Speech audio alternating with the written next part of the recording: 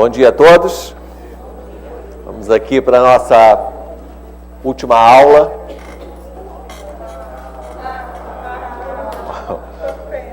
O pessoal dos estados não chegou a ouvir, mas os do Rio de Janeiro estão protestando. Realmente esse curso é pequeno demais. Só uma curiosidade nós já fizemos há alguns anos atrás, muitos anos atrás, vocês ainda eram crianças, esse curso demorava 2 semanas e aqui no Rio de Janeiro era feito em regime de imersão total. Então pegavam-se os alunos, nós nos hospedávamos em um lugar de difícil acesso. Aqui eram as instalações da IBM, né, que é um hotel 5 estrelas. E então ficávamos juntos 24 horas por dia, por 2 semanas. Era ótimo. Não. O centro de treinamento da IBM é aqui na São Conrado, subindo o caminho, quem vai para o Cristo Redentor, no meio da floresta, uma coisa maravilhosa. Bom, mas enfim, vamos à aula. Avisos para vocês do Rio e para os estados também. Amanhã é a nossa sessão conjunta de perguntas, dúvidas, respostas. Então é preciso que vocês nos enviem as perguntas de matemática, problemas de matemática, ensino de matemática, enfim, qualquer coisa relacionada a publicações nacionais, estrangeiras, currículo. É evidente que nós não podemos responder tudo, nem saberemos, porque muitas coisas são políticas também, mas a discussão é sempre necessária e sempre útil. Então, eu estimulo que todos queremos receber perguntas de todos os estados e, sobretudo, de vocês aqui também do Rio de Janeiro. Basta escrever num papel, jogar aqui em cima da mesa, que nós vamos colecionar as perguntas e amanhã vamos tornar todas essas questões comuns, ok? Bem, nessa última aula ficou um assunto que não é dos mais empolgantes, mas eu vou tentar falar menos e mostrar umas aplicações no final desta sessão, que é a trigonometria, ok? Falar um pouco de trigonometria. A ênfase desse curso e do primeiro livro, assim como na primeira série do ensino médio, está no estudo das funções e, portanto, funções trigonométricas estão naturalmente incluídas. Na verdade, a trigonometria ela começa até na 8ª série, com a noção de seno, cosseno e tangente de ângulos, não é verdade? Então, lá na 8ª série, e aqui, evidentemente, vai ter que ser retomado, a noção inicial, que seno é uma propriedade de um ângulo. Aqui tem um ângulo, o nome dele é alfa. Vamos inicialmente pensar em ângulo só de 0 a 90 graus. Como é que vocês dizem para os alunos? O que é seno dessa figura aí? Seno do ângulo. Como é que vocês fazem? Se perguntar para ele, ele não responde não. Tem que fazer alguma coisa. O que é que você faz para definir o seno? Você pega um ponto de um dos lados, traça perpendicular ao outro e define seno de alfa. Como é que é seno de alfa? Cateto oposto, né? Dividido por hipotenusa. E cosseno de alfa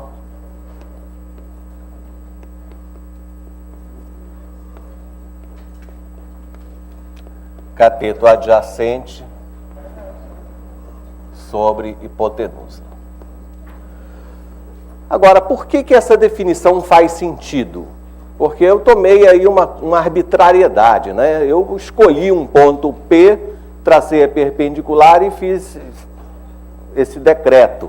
Aquelas razões ali se chamam seno e cosseno do ângulo.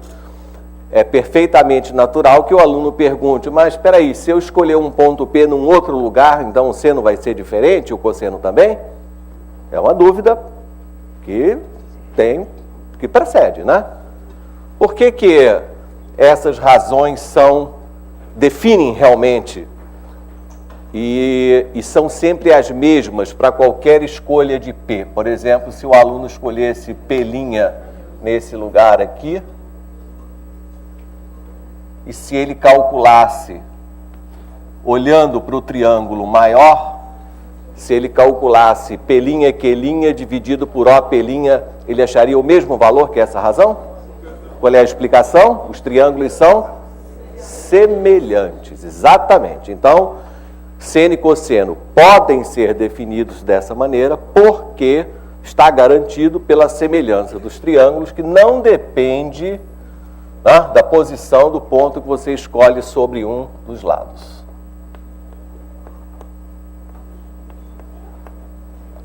Excelente. Diga. É possível também usar a multiplicação que é para dar uma nota em questão da proporcionalidade? Ah, sim. Olha só. Tá? Uma coisa puxou a outra, não é? Exatamente. Se você dobra OP, então OQ também dobra. Não é? Se você triplica OP, OQ também triplica. Exatamente. Então, OP e OQ são segmentos proporcionais e, justamente, a razão de proporcionalidade chama-se seno. Perfeito, maravilhoso. Não é?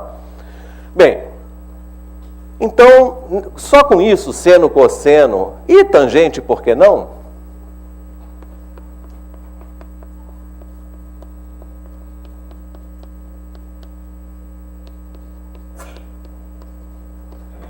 Cateto oposto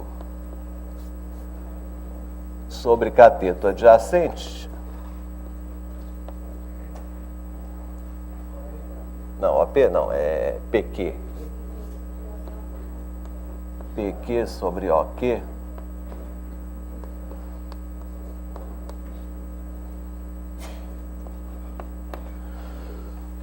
Só com isso, a gente já faz um monte de exercícios interessantes.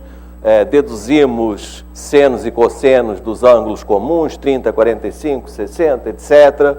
Os alunos já podem ser apresentados a uma tabela trigonométrica, calcular distâncias, etc. Além disso, existe toda uma parte da trigonometria que serve para alguma coisa. É a parte de calcular, de medir, principalmente distâncias inacessíveis. Não é? Qual é a largura daquele rio? Que altura tem aquela montanha? Não é? Então, diversos problemas bastante simples e muito interessantes podem ser feitos nessa questão de medidas inacessíveis. Com uma fita métrica e um instrumento que meça ângulos, isso é possível ser feito e é bastante útil e interessante. Logo após, não há problema nenhum em se apresentar isso aqui valendo no triângulo retângulo, né? Apresentar a lei dos cossenos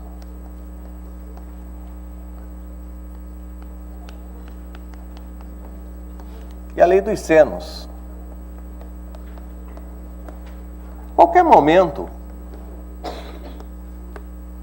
aí você vai dizer assim, mas espera aí, se eu vou tratar de triângulo, um triângulo qualquer, então eu vou ter, evidentemente, um triângulo obtusângulo, e aí eu vou ter um seno de um ângulo maior que 90 graus, que essa definição não permite explicar. Está perfeitamente correto. Aqui a gente entende o que é seno, cosseno e tangente para ângulos entre 0 e 90 graus. Porém, não há também o menor problema em você simplesmente definir, ir até 180 graus da seguinte forma.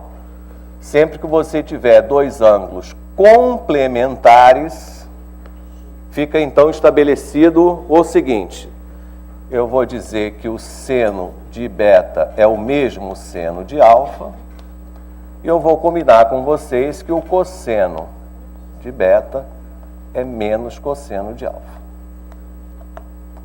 Então fica combinado assim, pronto. Eu já tenho então senos e cossenos até disponíveis para usar nos nossos triângulos. E daqui a pouco, quando isso ficar mais geral, diga. Alfa mais beta igual a 90. Não. Você falou complementar. Eu falei complementar? Desculpe, suplementar. Se eu tiver dois ângulos suplementares, cuja soma seja 180 graus, defina dessa forma.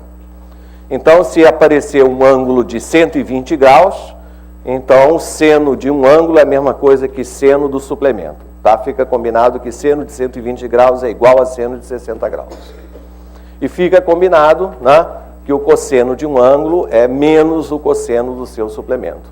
Então, o cosseno de 120 graus passa a ser menos o cosseno de 60, e basta essa definição para que você possa fazer mais uma enorme quantidade de exercícios. Um comentário é que o Wagner está fazendo isso exatamente para que a lei dos cossenos e a lei dos senos funcione para qualquer tipo de triângulo. Isso é exatamente o que é necessário para fazer com que elas funcionem. E não há necessidade de mais nada. Para você usar a lei dos cossenos, não fique pensando, eu tenho que olhar para a circunferência trigonométrica. Não, para a lei dos cossenos, basta isso. Bom, é claro, então, que a gente tem que prosseguir e tratar do outro aspecto da trigonometria, que são as funções trigonométricas. As funções trigonométricas são funções que levam os mesmos nomes, seno, cosseno, tangente, e são funções de R em R. Seno é uma função de R em R. E isso, os alunos, se não forem bem instruídos, vão ter dificuldade de entender, por exemplo, o que significa seno do número 2. Porque seno de um ângulo está claríssimo. Mas o que é seno do número 2? Seno do número menos raiz de 5. Então é isso que vai ser feito aqui. Então são as funções.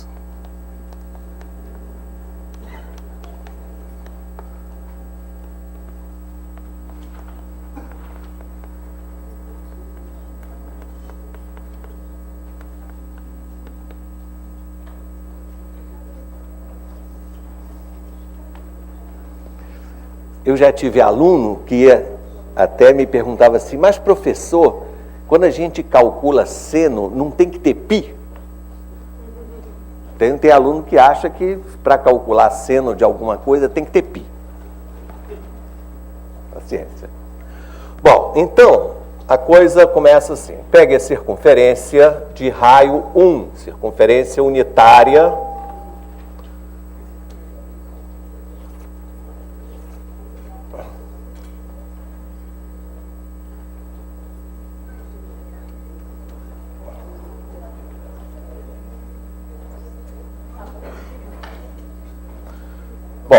Nessa circunferência, vamos fazer algumas convenções. Esse ponto do lado direito, que é o ponto 1, 0, vai ser chamado de origem. Tá? Então, nós vamos brincar de andar sobre essa circunferência.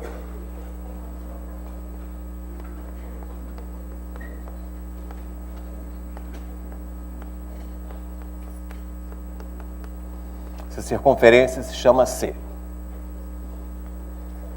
É preciso estabelecer um sentido de percurso, e a tradição é escolher o sentido anti-horário como positivo. Existe alguma razão? Nenhuma. Há outros contextos em que o sentido positivo é justamente o oposto. Alguém sabe dizer uma situação que use circunferência em que o sentido positivo é o contrário desse? É o relógio. Bom, Eu não tinha cara de decepção, porque eu não tinha pensado nesse exemplo tão besta, o relógio.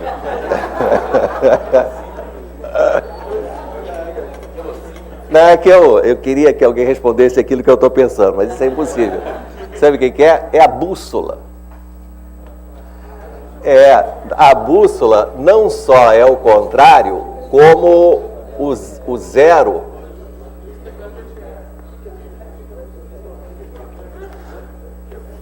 é lá em cima. Então, quando o avião assim diz que ele vai sair, vai tomar, digamos, a rota 110, a rota 110 quer dizer que ele vai andar mais ou menos nessa direção assim. Então, a bússola é uma circunferência trigonométrica com outras convenções, né? A origem é lá em cima, o sentido positivo é o contrário, etc. Às vezes, quando o piloto se engana, o avião cai. Nós tivemos um caso de um avião da VASP que aterrissou no meio da floresta amazônica, porque o piloto, no lugar de rota 270, digitou rota 27. E aí, pois é, o combustível acabou, ele caiu. Já tem um tempão isso, né? Mas aconteceu. Bom, enfim. Aqui do lado, eu vou pegar os números reais. Tá? 0. Repara que o 1... O 1 tem que ter o mesmo tamanho que você marcou aqui para o raio. Tá? E eu vou fazer o seguinte, uma função.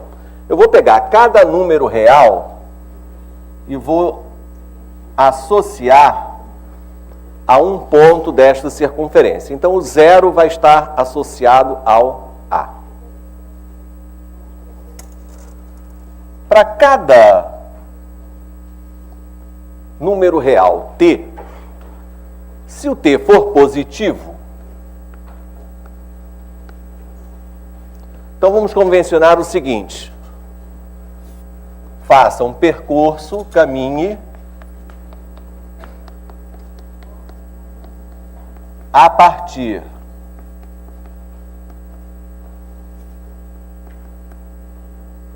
de A no sentido positivo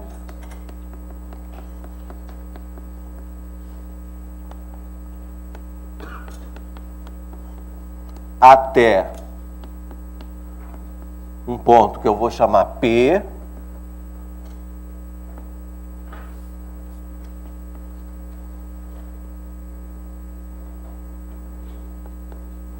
de forma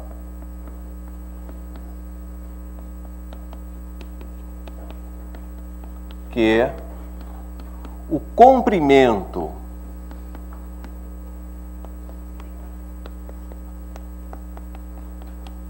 do arco AP seja P. Tá? Então eu vou associar este número real a um ponto dessa circunferência com a seguinte regra. Tá? Este comprimento aqui, ele vai ser transferido para cá. Tem uma pequena coisinha aí. Comprimento do arco não é uma coisa bem definida. Vai ter que ficar na intuição. Comprimento, a gente sabe o que é comprimento de um segmento. Né? A gente compara com uma unidade, etc., obter um número real. Comprimento medido em curva, a gente imagina uma fita métrica, né, que possa fazer esse trabalho.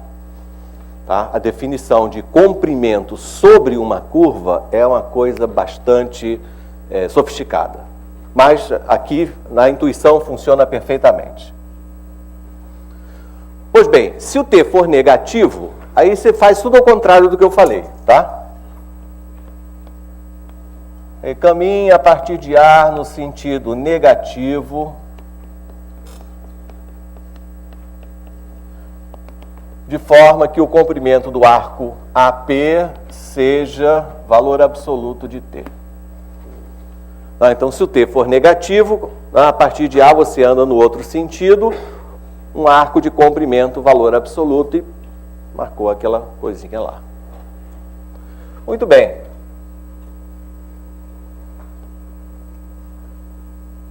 Esse ponto P tem duas coordenadas, não é? X e Y.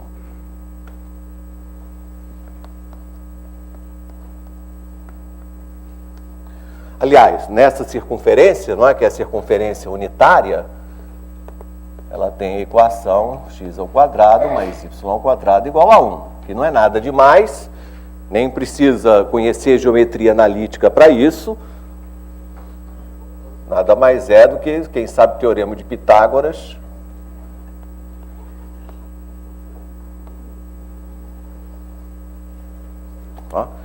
Então, agora, vem a definição, que é a seguinte: seno, já vou escrever abreviadamente, né? Seno do número real T é a abscissa de P. Não, é ordenada. Então, vamos fazer primeiro o cosseno, né? Cosseno do número real T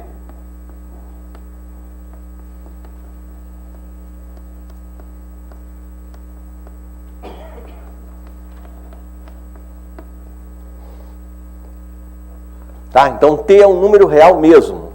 É um número que está aqui, pode ser o número que você quiser, 0,38, pode. Aí você anda aqui, tá? Um comprimento 0,38, acha o ponto P, a abscissa desse ponto se chama cosseno daquele número. Um detalhe, eu escrevo abscissa, eu boto um S aqui, tá? O professor Ela não põe esse S aqui. O professor Ela escreve sem esse S aqui, mas nós dois estamos certos, tá? Essa palavra permite isso. Isso, registra. Eu prefiro sem o S, porque aí fica uma das raras palavras da língua que tem 3 letras consecutivas do alfabeto. Então, um microfone para o professor Olavo. O professor Olavo aqui vai dar o seu depoimento. Diz ele que ele escreve sem o S, né? Você escreve sem o S? Sem o S. Ah, é? Diga aí. Filma aí o Olavo para o pessoal conhecer. O Wagner hoje está meio inclinado a me gozar, mas vamos lá. Eu uso porque existem poucas palavras na língua portuguesa que têm 3 letras adjacentes na palavra e no alfabeto. Ali você tem o ABC. Outro exemplo seria defeito.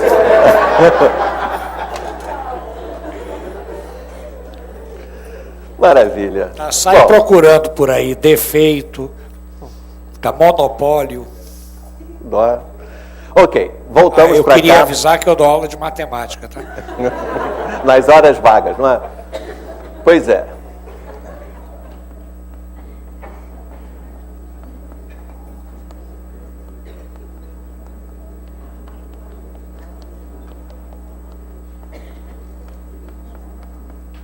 Ok, então ficamos combinados assim. Quero que vocês reparem, eu quero falar o seguinte, essa função que faz essa transferência, ela é conhecida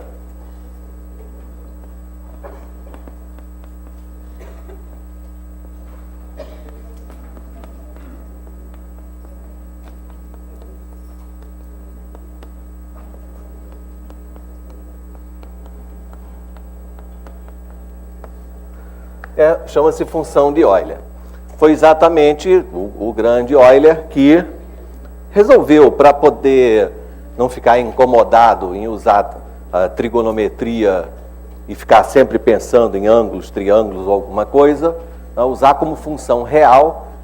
Então ele fez essa transferência, e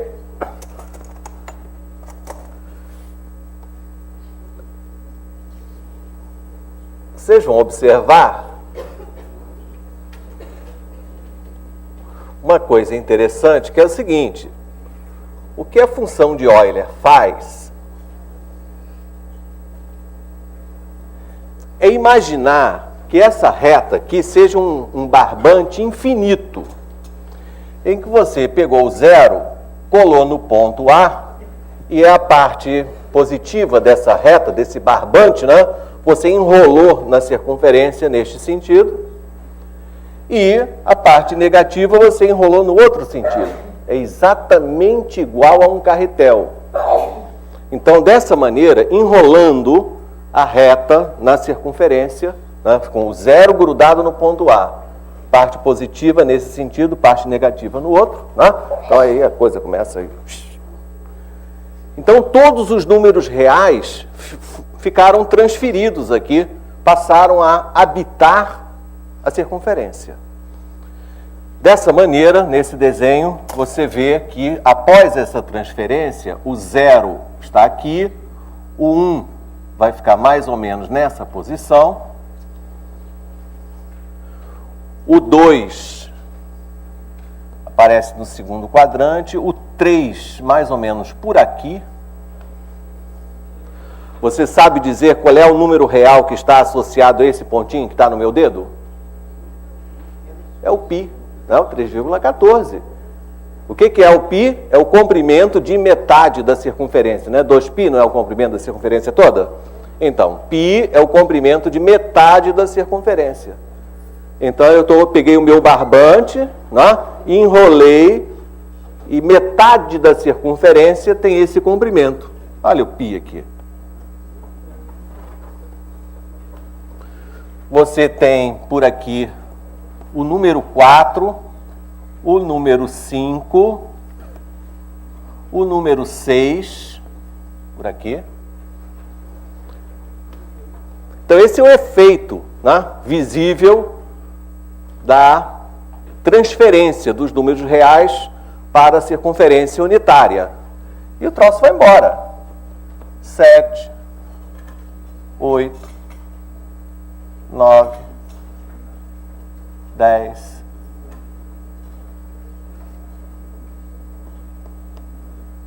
11, que é aqui pertinho, 12. Olha que confusão.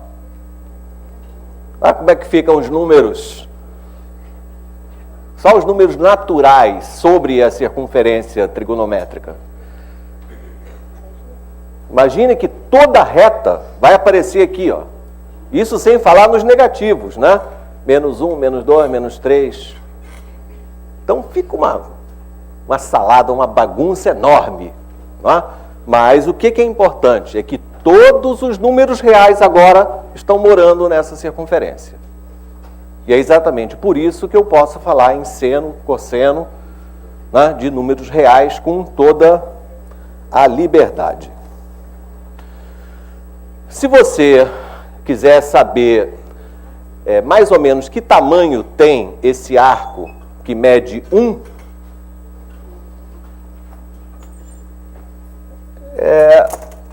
fazendo as contas em graus, o arco de 180 graus tem comprimento π. Então, o arco de 180 graus tem um comprimento aproximado de 3,1415 e tal. Então, se eu tiver um comprimento 1, isso corresponde a uma certa quantidade de graus, evidentemente, né? Então, o comprimento 1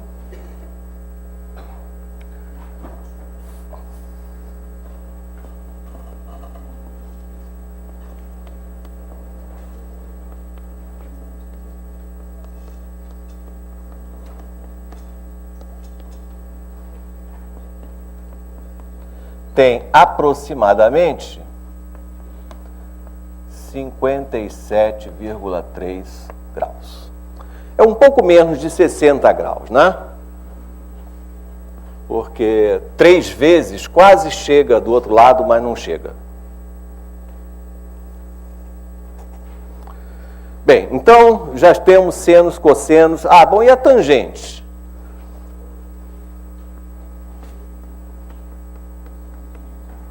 A tangente,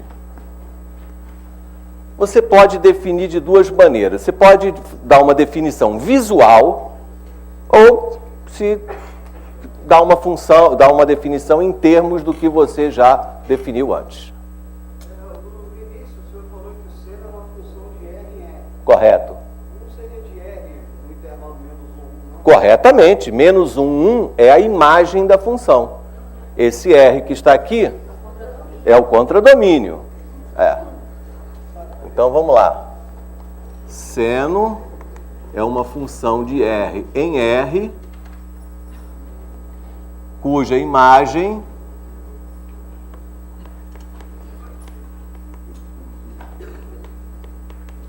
é realmente o intervalo menos 1, 1. Se você definir seno como uma função de R no intervalo menos 1, 1, aí você fez com que a função seja sobrejetiva.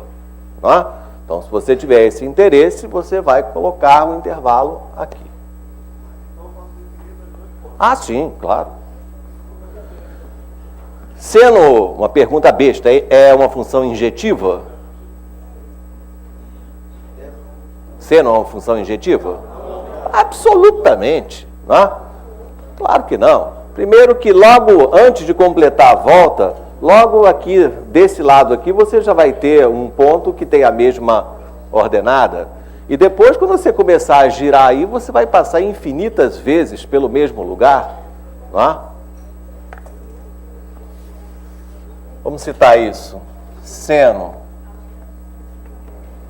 e cosseno são funções periódicas.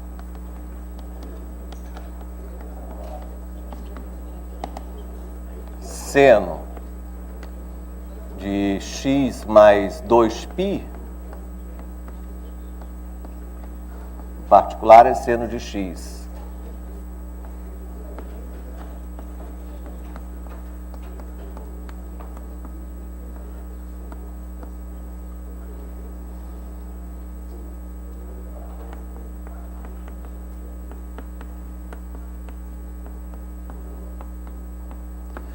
Seno e cosseno tem período 2π.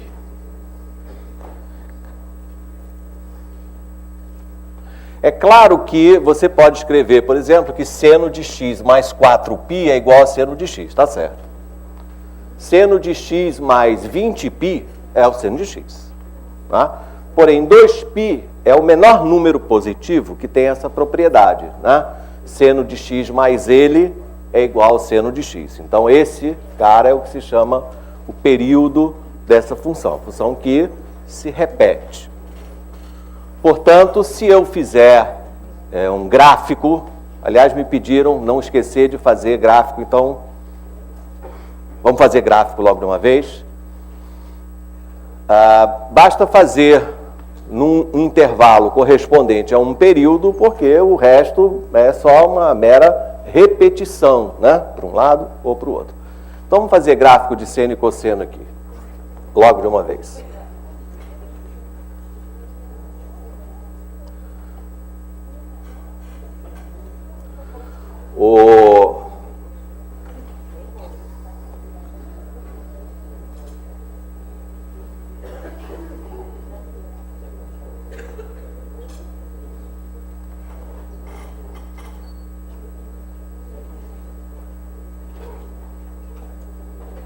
Todo aluno precisa, uma vez na vida, fazer com as próprias mãos um gráfico de seno e cosseno.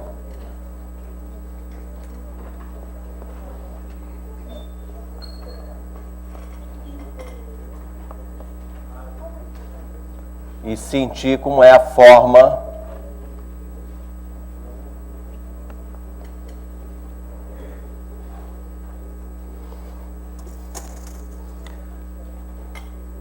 Pois é. Lembrando que seno, não é? Então é visível na ordenada de um ponto dessa circunferência, partindo da origem, né, do ponto A, ou seja, do número 0, a ordenada desse ponto é 0. Porém, em π sobre 2, que vai acontecer aqui em cima, a ordenada é 1. No extremo oposto desse diâmetro, a ordenada é 0. Aqui embaixo, no polo sul, a ordenada é menos 1. E tudo termina exatamente igual começou. Então, essa curva, tá? Já nada de reta. O único gráfico que é reta é função afim. Nenhum outro gráfico do planeta mais é reta. É uma coisa que tem aproximadamente esse aspecto.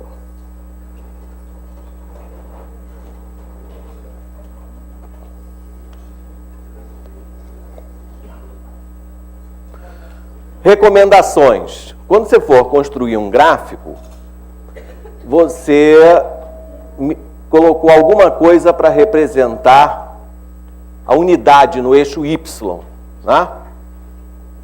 Para a senoide ficar uma beleza, é preciso que esse comprimento correspondente a um período seja um pouquinho mais do que 6. Tá? Ou seja, represente 2π. Então, para efeitos de desenho, né? Se você tiver em centímetros, 1,6 para cada comprimento desse, dá uma aparência final bastante razoável.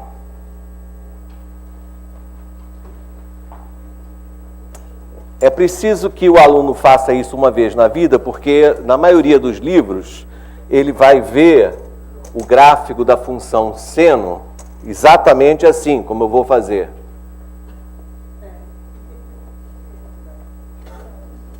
E, por favor, o gráfico do seno não é isso aqui. Tá? É isso assim. Vocês todos já estudaram um pouquinho de cálculo, né? O seno, quando ele sai da origem, ele sai a 45 graus. Quando ele corta o eixo de novo, ele incide a 45 graus. Ok? Evidente que o aluno não sabe cálculo, mas, né, ter uma ideia do gráfico é adequado. O nome dessa curva todo mundo sabe, não é? Como é que é o nome dessa curva? É a senoide.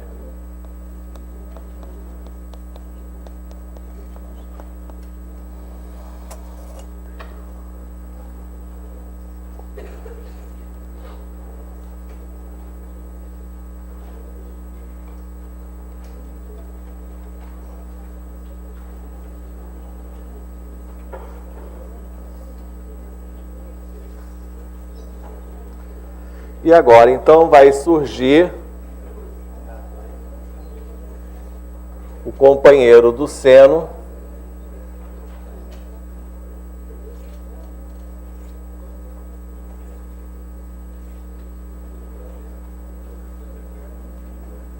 mesma escala. Pode fazer superpondo, fica bonito também. E várias propriedades você pode descobrir.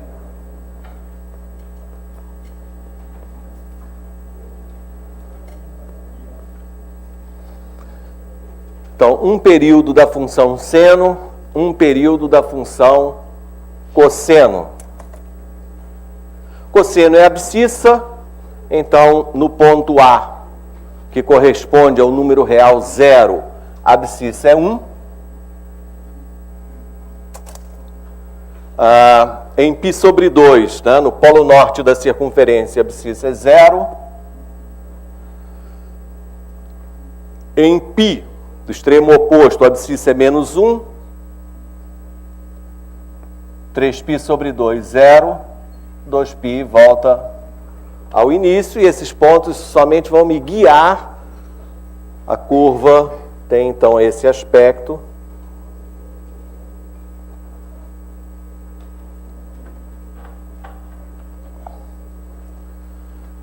Um período do cosseno. Nesse ponto é importantíssimo explorar o que os alunos estão vendo em termos de intervalos em que a função é crescente, decrescente, máximo, mínimo, os zeros da função, né? Por exemplo, o aluno pode perfeitamente concluir que os zeros dessa função estão nos múltiplos de π, né? Os múltiplos de π que nós escrevemos kπ, né? K representando sempre um número inteiro qualquer. No caso do cosseno,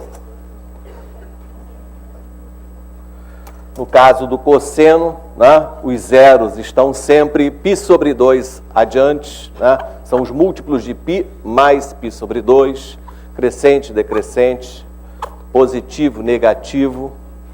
Tá? Ainda o seno é uma função ímpar, no sentido que seno de menos x é menos o seno de x, e cosseno de menos x é igual ao cosseno de x, quer dizer, seno é uma função ímpar,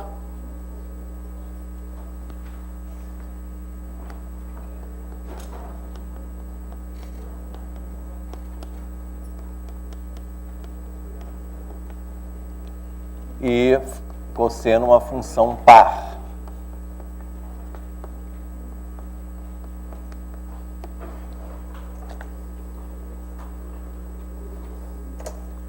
Uma pergunta aqui, vamos ver se os nossos alunos do Rio de Janeiro respondem. Como é o nome dessa curva que representa o gráfico do cosseno?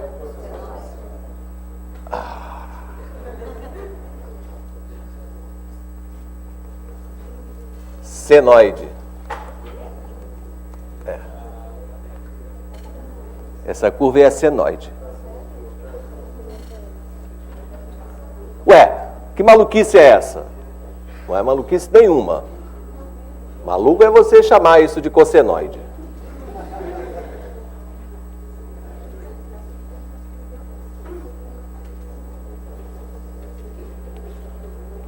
Maluquice é você chamar isso de cossenoide.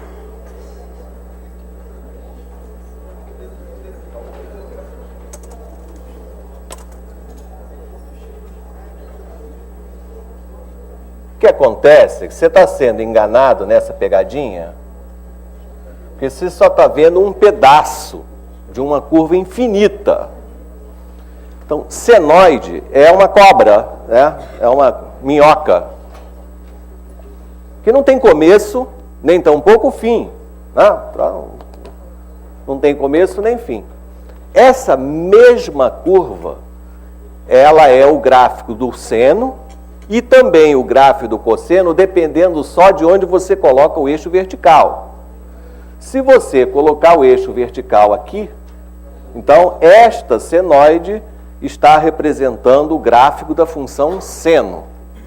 Porém, se você colocar o eixo vertical aqui, esta mesma curva agora representa o gráfico da função cosseno. A curva é exatamente a mesma, apenas há uma defasagem, digamos assim, de π sobre 2. Tá? Então ela não deve ter um outro nome, porque é a mesma curva. Seria tão incoerente esse co que você colocou, se eu dissesse assim: meu filho, como é que é o nome dessa curva aqui, que é o gráfico da função y igual a x2? Aí o menino responde: parábola, professor. Ah, muito bem. Então agora, como é o nome dessa curva que representa a função y igual a x menos 1 ao quadrado? Aí o aluno responde: coparábola. Mudou de posição? É coparábola. Esta é uma circunferência, todas as outras são cocircunferências. Sabe que a gente está brincando aqui um pouco, mas é preciso enfatizar que não são coisas diferentes. É exatamente a mesma coisa.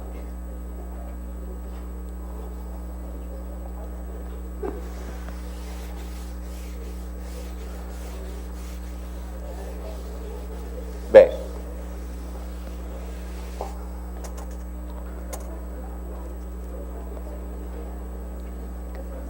a tangente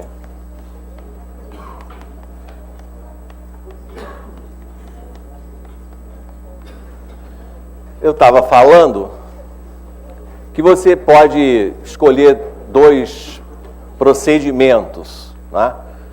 Você pode dar inicialmente uma definição visual, que pode até ser interessante. É interessante porque senos e cossenos também estão bem visuais, né? Ou dar uma definição algébrica.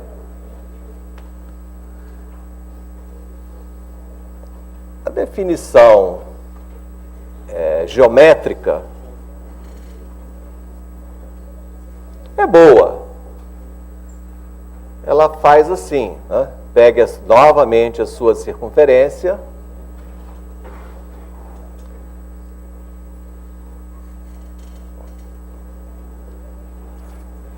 e sabe aquela reta real que estava longe? Bota ela coladinha aqui, ó.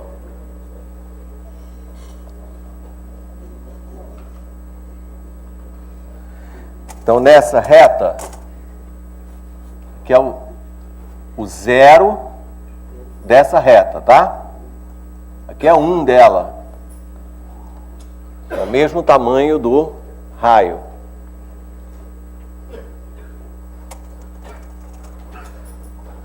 Aí você tem esse pontinho P, né?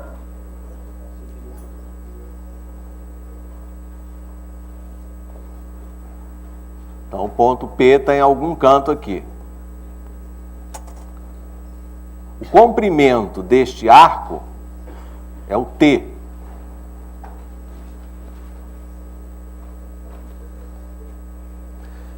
Então, agora, a tangente de T é dada por esse número aqui. Vamos botar Z. Essa ordenada aqui. Então, trace uma reta do centro da circunferência, passando pelo ponto P. Como é que foi obtido o ponto P? Assim, eu tinha um número real T, transferi esse comprimento para a circunferência. Então, sobre a circunferência, eu tenho um arco de comprimento T, se T for positivo, ou módulo de T, se T for negativo. Traço uma reta passando por O e P, encontro Z, então a definição é Z, chama-se tangente de T.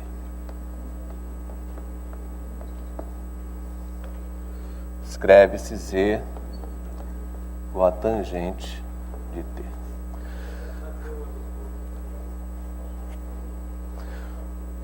Duas coisinhas. Já aparece aqui no nosso país, em concursos, tangente de T escrito assim, tá? Paciência, é influência dos nossos irmãos aí do norte, aí dos computadores, enfim, mas não, já está sendo, estamos sendo invadidos aqui no nosso idioma, é assim mesmo. Sim, brevemente vai ser tudo como eles mandam. Bom, uma coisa que, uma vez, se você adotou essa definição, uma coisa que você se obriga é provar que esse Z é o seno dividido pelo cosseno, que é a propriedade fundamental, né? Aliás, vamos voltar um minuto atrás, né? A partir da equação dessa circunferência, vamos escrever a relação fundamental da trigonometria?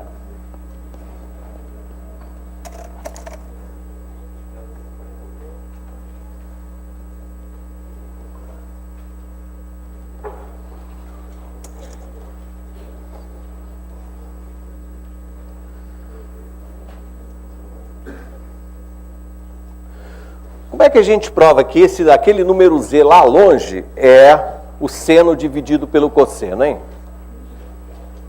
Tem que provar isso. Pois é, veja, se eu traçar essa perpendicular, essa ordenada é y, né? É o seno, e essa abscissa aqui é x, que é o cosseno. Aí você tem uma semelhança entre esses dois triângulos retângulos, bem clara, não é? Então, o cateto vertical y está para o cateto vertical z, assim como o cateto horizontal x está para o cateto horizontal, que é o raio da circunferência, portanto, 1. Então, o que é z? Z é y sobre x. Em outras palavras, a tangente de t é o seno de t dividido pelo cosseno de t. Você tem a opção de definir a tangente por aqui, perfeitamente, seja a função tangente do número real t, seno sobre cosseno. Bom, é claro que enquanto que seno e cosseno estão definidos para todo real, a tangente não está, não é? Então, qual é o cuidado que a gente tem que tomar? Esse ponto P, evidentemente, não pode parar aqui em cima, né? Porque senão essa reta OP sai paralela, aí não vai encontrar lá, não vou achar ninguém aqui nesse eixo, concorda? Então, o ponto P não pode nem estar aqui em cima, nem pode estar aqui embaixo. Portanto, né, para que tudo isso aí faça sentido, o nosso T tem que ser diferente de quê, hein? O cosseno não pode ser zero. Quer dizer, então eu não posso ter nenhum número desse tipo. Π sobre 2, não pode. 3π sobre 2, não pode. 5π sobre 2, também não pode. Né? Que números são esses? Π sobre 2 mais múltiplos de π. Isso, não pode ser igual a π sobre 2 mais múltiplos de π. A letra K, aqui quando a gente fala na trigonometria, é sempre um número inteiro, combinado? Bom. Olha, claro, eu não falei nem 10% do que eu pretendia, mas para os exercícios da tarde, eu vou ainda fazer umas outras coisas, eu vou precisar que vocês recordem aquelas fórmulas de seno de A mais B, seno de A menos B, sabe? Fórmulas de adição? Seno A, cosseno B, cosseno A? Muito bem. Tem no livro, inclusive com uma demonstração bem simples, se você quiser recordar, dê uma olhadinha, porque eu não ia falar, mas não deu. Mas os exercícios vão precisar delas. A gente diz assim, puxa, tá certo que a lei dos senos, lei dos cossenos, tem aplicações muito concretas e imediatas, mas afinal de contas, esses gráficos, essas coisas, onde é que isso entra em algum outro lugar que não seja só no estudo da trigonometria? Bom, a seguir, depois que o aluno entrar para a faculdade, enfim, essas coisas serão absolutamente fundamentais nos cursos de cálculo. Quem for fazer as suas engenharias, idem. Quem for fazer matemática, mais ainda. Mas existe um ponto em que isso daí está na nossa vida, que é o seguinte, é a questão do som. O som se propaga no ar, no meio, né? Preciso ter um meio. No vácuo o som não se transmite, porque a transmissão do som se dá quando, pelas diferenças de pressão, né? Nessa região, mais pressão, na região seguinte, menos. Então, essa sequência de regiões mais comprimidas do ar e menos comprimidas do ar é que fazem com que a nossa membrana auditiva vibre, e isso, nós entendemos isso como som. E aí nós ouvimos, nós falamos. Portanto, todo som, tudo que a gente ouve, pode ser descrito por algum gráfico, né? As regiões de maior pressão, o gráfico está lá em cima, região de menor pressão embaixo.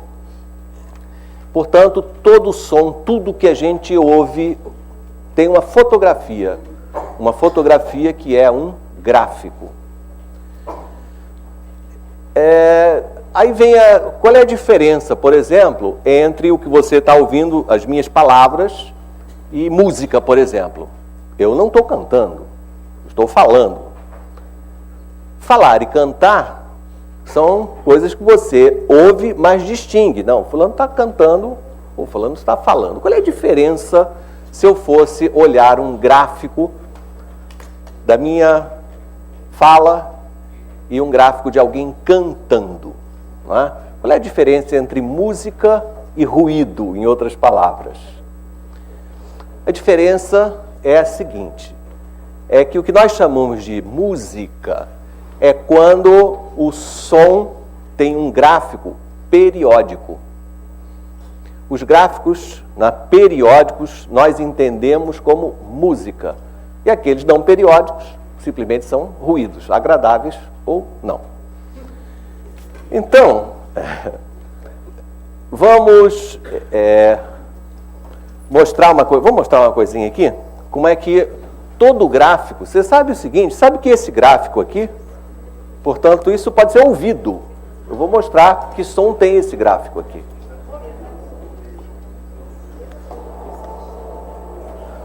O som depende de duas coisas. Depende dessa altura, se chama amplitude. Isso quer dizer que o som é mais intenso ou mais baixinho. E depende deste comprimento.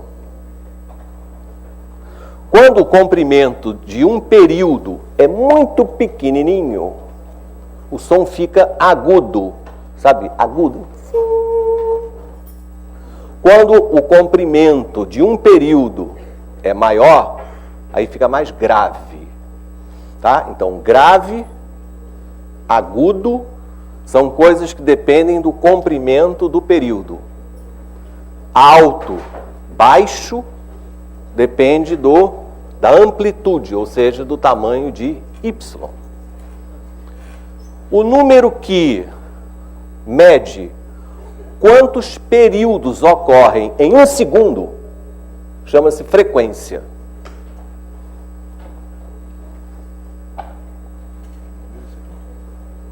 Ele estava funcionando.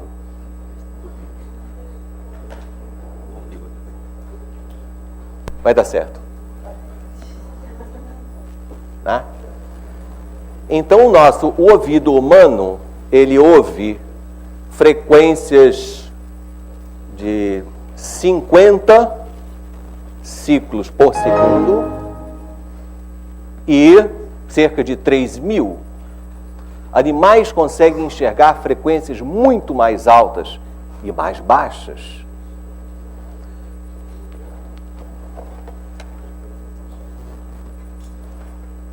O que você vê aqui são 3 termos de uma sequência de senos. Nesse ponto, só citar um matemático famosíssimo chamado Fourier. Ele descobriu um teorema importantíssimo, que toda função periódica pode ser aproximada, muito bem aproximada, por uma série de senos e cossenos adequados. Então, manipulando senos e cossenos, eu consigo ouvir sons.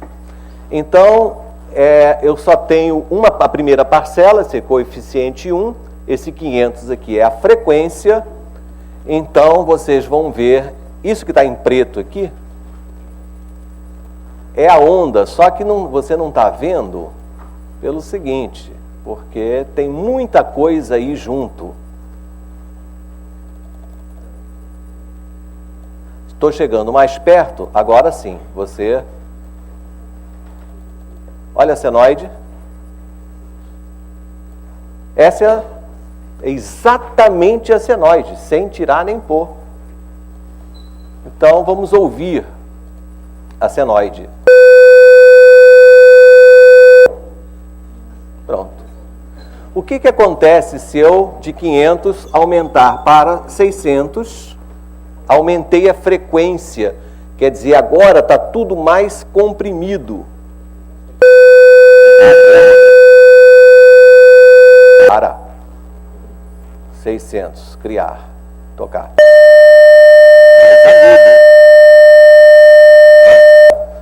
Eu posso, agora vamos inventar, vamos fazer música aqui. Certamente tem alguns de vocês que são ligados à música e tem contato com o instrumento. Existe uma nota, que é a nota básica da afinação, que é o Lá, de frequência 440. Eu vou acrescentar a esse Lá uma outra nota que combina muito com ele, que é o Dó sustenido, fazendo o que a gente chama uma terça maior. O Dó sustenido tem frequência 554 aqui, que eu calculei. Muito bem, então agora nós vamos ver o formato, a forma que tem a combinação de duas senoides. Veja, nós já estamos com essa onda. Repara que você está vendo que ela é periódica, né? Está vendo esse pontinho aqui? Ele já vai se repetir aqui. Então, esse intervalo que vai desse ponto até esse é um período. Que som tem esse gráfico?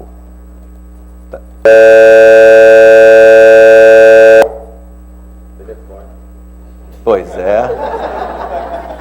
Vou mais. Eu vou fazer um acorde perfeito com 3 notas. Lá, Dó sustenido, Mi. Cadê o Mi? Frequência 659. 659. Acrescentei uma terceira nota. Então, esse é o aspecto da nossa curva. Vamos ouvi-la.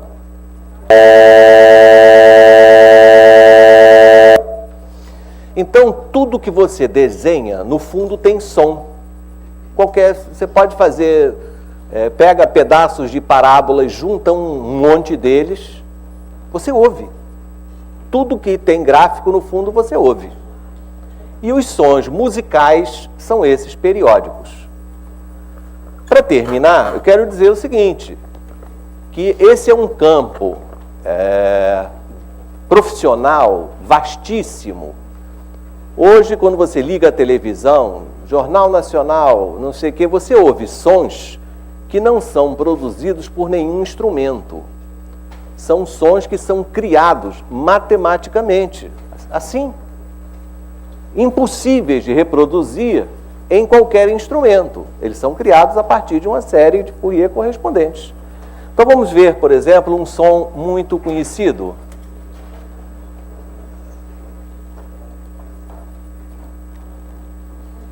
Bom, você está vendo um borrão aqui, é claro, você está vendo tudo muito comprimido.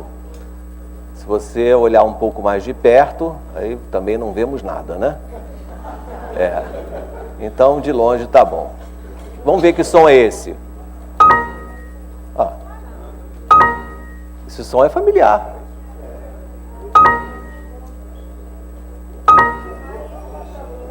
Ou seja, este som foi criado matematicamente.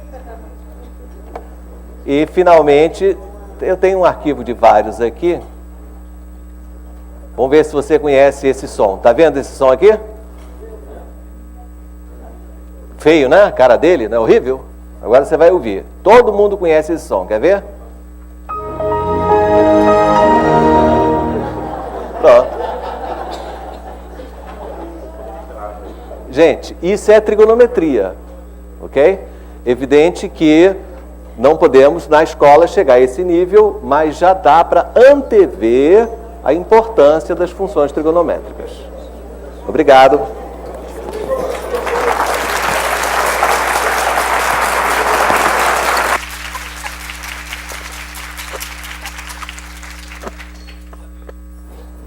aviso.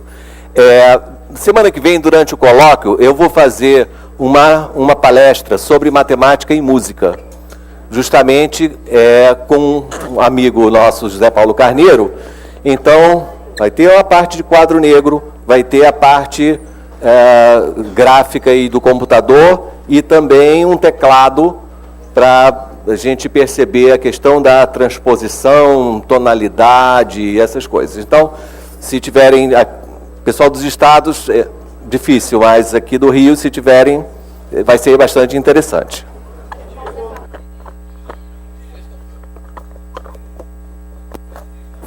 Sexta-feira da semana que vem. Horário à tarde. 4h30 da tarde, coisa assim. Tá?